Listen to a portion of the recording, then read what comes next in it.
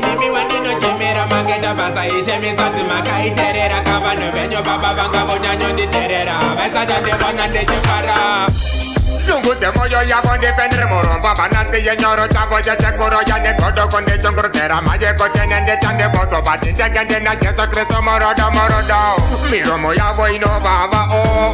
mashoko avoga azere mutoro buno tambuza kuti vopere munamo asi Mwari vangu ndovachemera Mwari vangu ndokumbiravo chinesainzira mandinopindavo ndimizve Mwari vangu mangandena sirivheri nendarama monondepa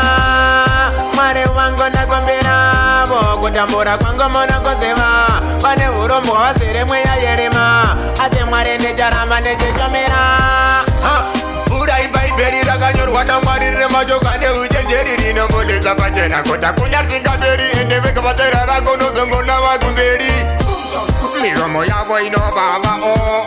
mashoko avoga azere mutoro bunotambudza kuti vopere munamo asi Mwari vangu ndovachemera Mwari vangu ndokumbiravo chinesainzira mandinopindavo ndimizve Mwari vangu mangandena sirivheri nendarama monondepa Mwari wangu ndakumbiravo kutambura kwangu munokuziva pane urombo hwazere mweya yerema asi Mwari ndicharamba ndichishumira Tenda Mwari vakupo penyu musaziwe zvisi zvenyu kumagumo kune penyu chamutengo ndechete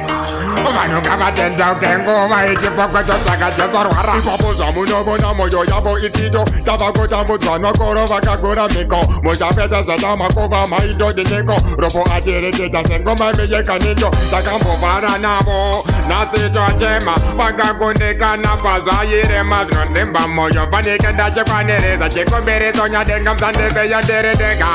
Mwari vangu ndokumbiravo chinesainzira mandinopindavo ndimizve Mwari vangu mangandena sirivheri nendarama monondepa